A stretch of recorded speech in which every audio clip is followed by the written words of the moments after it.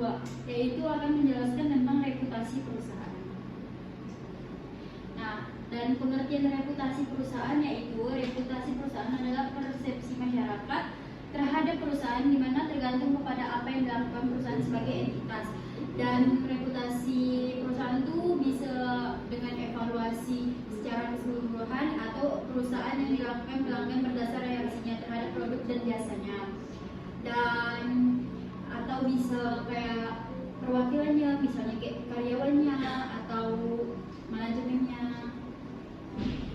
Next, dan yaitu pengertian tentang reputasi perusahaan. Masih dengan gue adalah menyatakan dari Walsh tahun 2009 menyatakan reputasi perusahaan adalah evaluasi secara keseluruhan atas perusahaan yang dilakukan pelanggan berdasar reaksinya terhadap produk dan jasa, aktivitas komunikasi yang dilakukan perusahaan, serta interaksinya dengan perusahaan lain. Next.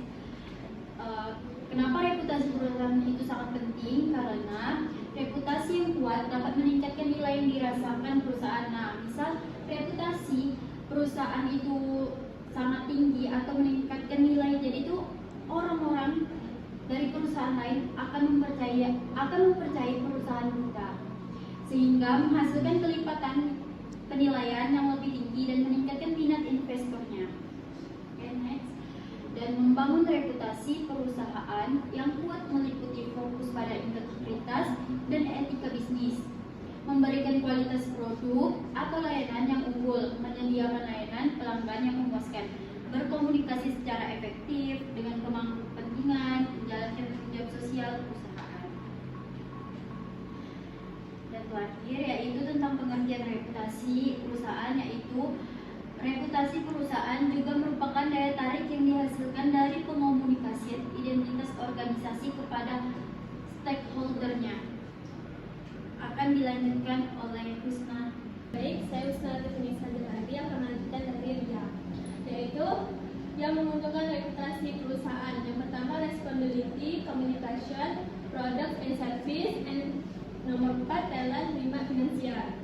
Yang pertama, responsibility adalah tanggung jawab mendukung tujuan mulia, menunjukkan tanggung jawab lingkungan dan masyarakat atau tanggung jawab sosial. Yang kedua, komunikasi ditandai dengan adanya transparansi, pengungkapan penuh dan dialog terbuka. Nomor 3, product and service, produk dan jasa menawarkan kualitas yang tinggi, inovatif, kepuasan pelanggan dan kata positif dari mulut ke mulut. Nomor 4, talent, bakat, penghargaan karyawan secara adil, mempertahankan bakat, menarik bakat, mempromosikan keragaman. Dan nomor 5, finansial, keuangan. Keuangan lebih baik daripada pesaing yang stabil, memiliki nilai investasi yang tinggi. Selanjutnya, baik slide selanjutnya, tiga dimensi reputasi perusahaan, yaitu kredibilitas, yaitu membangun kepercayaan bagi konsumen sehingga perusahaan itu dipandang baik oleh konsumen. 2, terpercaya, kita membangun image yang baik dan mempromosi barang-barang yang produk terbaru kita sehingga konsumen itu terpercaya. 3, keteladanan, menjaga image untuk perusahaan. Baik, selanjutnya 3, pengolahan reputasi. Yang pertama, reputation measure. Kedua, reputation can be measured. Ketiga, reputation has to be managed. Dan selanjutnya 5, faktor reputasi perusahaan, yaitu orientasi pelanggan. 2, pemberian kerja yang baik. 3, perusahaan finansial. 4, kualitas. 5, tanggung jawab. Indikator reputasi perusahaan. Yang pertama, kredibilitas. Kedua, keandalan. 3, nama baik perusahaan. Baik, saya akan melanjutkan penjelasan dari Husna. Unsur-unsur reputasi perusahaan. Vision dan leadership ini meliputi bagaimana perusahaan mampu melihat peluang pasar. Selain itu, reputasi juga dipengaruhi oleh kepemimpinan yang kuat, serta adanya kejelasan visi yang akan dituju perusahaan di masa depan. Yang kedua, social responsibility ini meliputi tanggung jawab perusahaan terhadap lingkup sosial. Misalnya dukungan atas aktivitas sosial, membantu masyarakat, fokus mengatasi masalah lingkungan, dan menjalani relasi dengan komunitas. Yang ketiga, financial performance, kinerja keuangan. Perusahaan menjadi faktor yang menonjol bagi reputasi perusahaan. Perusahaan dengan kinerja keuangan yang baik akan menumbuhkan kepercayaan investor, stakeholder, dan konsumen. Yang keempat, workplace environment, lingkungan. Kerja sebagai komponen yang mempengaruhi kepuasan dan komitmen karyawan terhadap pengaruh perusahaan juga berdampak bagi reputasi. Dalam hal ini, keterikatan karyawan merupakan salah satu aspek penting untuk menciptakan iklim perusahaan yang baik dan kondusif. Yang kelima, produk and service. Produk berkualitas dan pelayanan prima merupakan faktor penunjang reputasi positif karena menjadi hal pertama yang dilihat dan dirasakan oleh pelanggan. Yang keenam, emotional appeal ini adalah strategi komunikasi yang bertujuan mempengaruhi dan merangsang perasaan dan emosi positif dari audiens. Aspek ini bisa ditunjukkan kepada stakeholder maupun target pelanggan. Pentingnya reputasi perusahaan. Yang pertama, mempercayai perusahaan yang baik dapat menyebabkan lebih banyak kepercayaan dan pelanggan, karyawan, dan investor.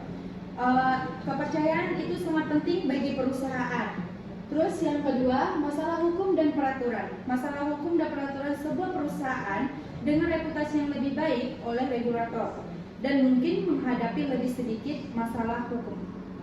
Yang ketiga, manfaat finansial. Manfaat finansial perusahaan yang baik dapat menghasilkan keuntungan finansial seperti peningkatan harga, saham, dan investasi.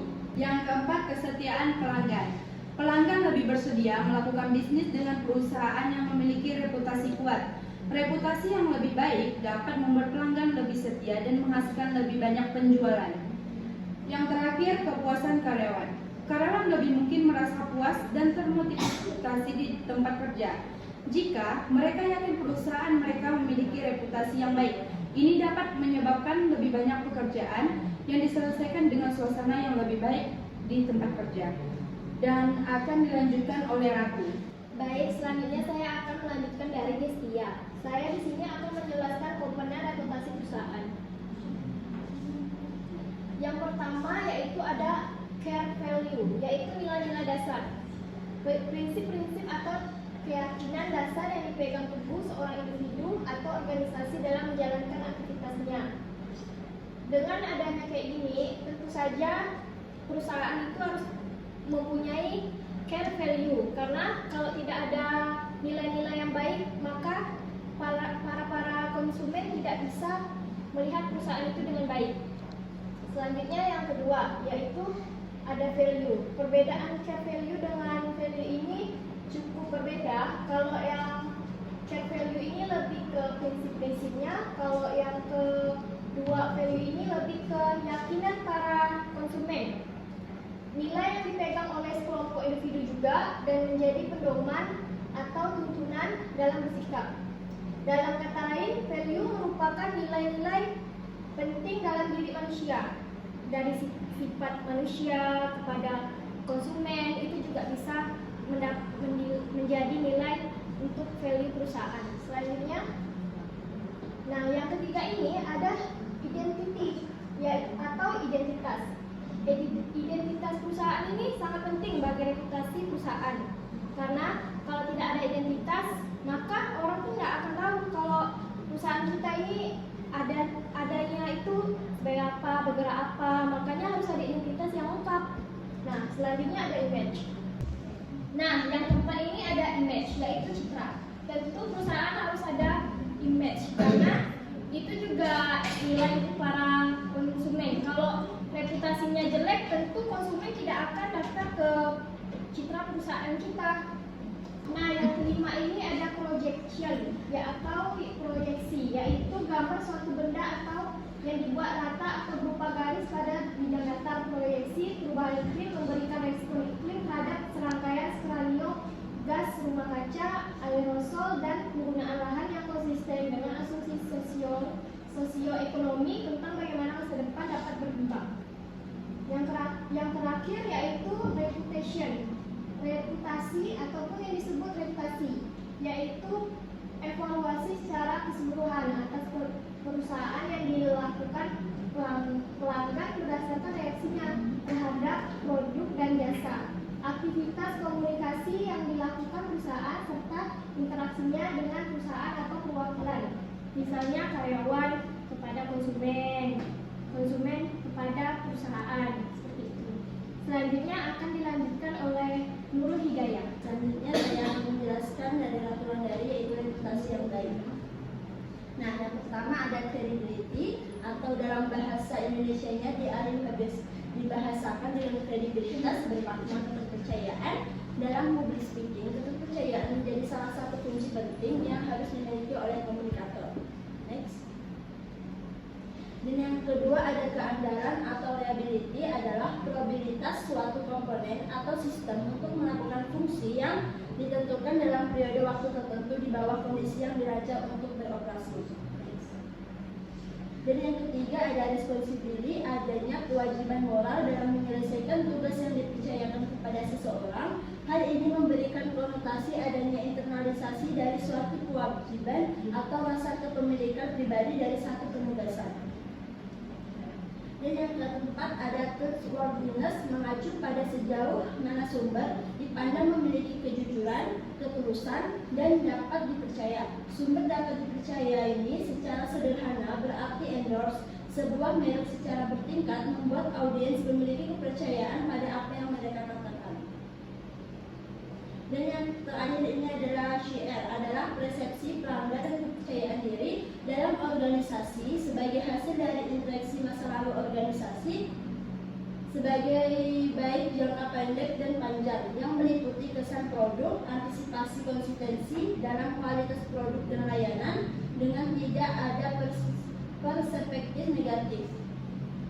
Baik, saya akan melanjutkan penjelasan dari Nurul, yaitu pengaruh reputasi. Reputasi dapat berpengaruh besar terhadap bagaimana jurnalis media dan para analis keuangan menilai suatu perusahaan atau individu. Ketika sebuah entitas atau individu memiliki reputasi yang baik, mereka cenderung lebih dihormati dan dipercaya oleh jurnalis dan analis keuangan. Ini bisa mempengaruhi opini mereka secara positif, membuat mereka lebih cenderung untuk memberikan liputan yang baik atau rekomendasi yang positif. Yang kedua, reputasi buruk. Di sisi lain, reputasi yang buruk dapat menciptakan kecurigaan dan ketidakpercayaan jurnalis dan analis keuangan. Mungkin akan lebih kritis dan skeptis terhadap informasi yang diberikan oleh perusahaan atau individu tersebut. Hal ini bisa berdampak negatif pada liputan, media, atau analisis keuangan yang mereka hasilkan. Selanjutnya, analisis keuangan dan dampak positifnya.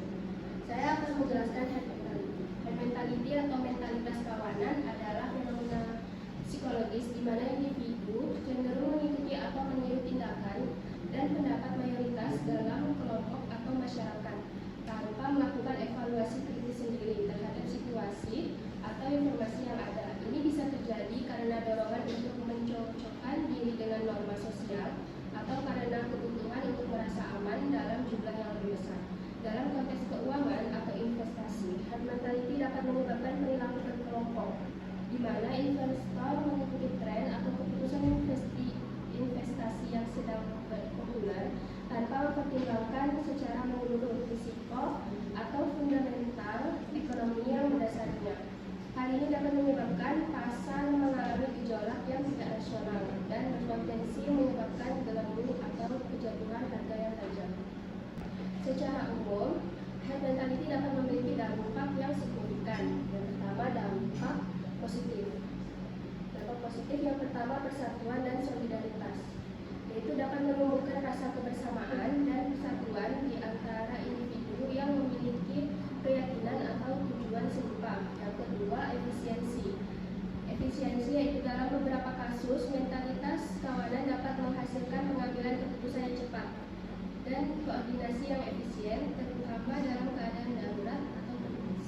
Selanjutnya ada dampak negatif. Yang pertama, kurangnya pemikiran kritis, yaitu orang mungkin mengikuti orang banyak tanpa mempertanyakan alasan dibalik keputusan atau tindakan. Yang kedua, perilaku berisiko, yaitu mentalitas kawanan dapat mengarah kepada perilaku berisiko, misalnya gelembung finansial atau kegembiraan tak rasional di pasar.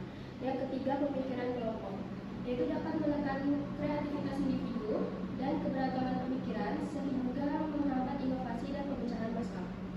Selanjutnya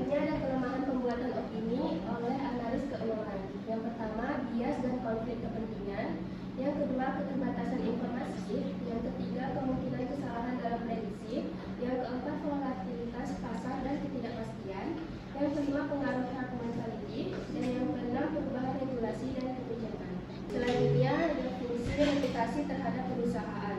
Yang pertama, pengaruh pada kepercayaan. Yang kedua, pengaruh pada nilai merek. Yang ketiga, daya tarik bagi karyawan. Yang keempat, akses ke modal dan sumber daya. Yang kelima, kemampuan untuk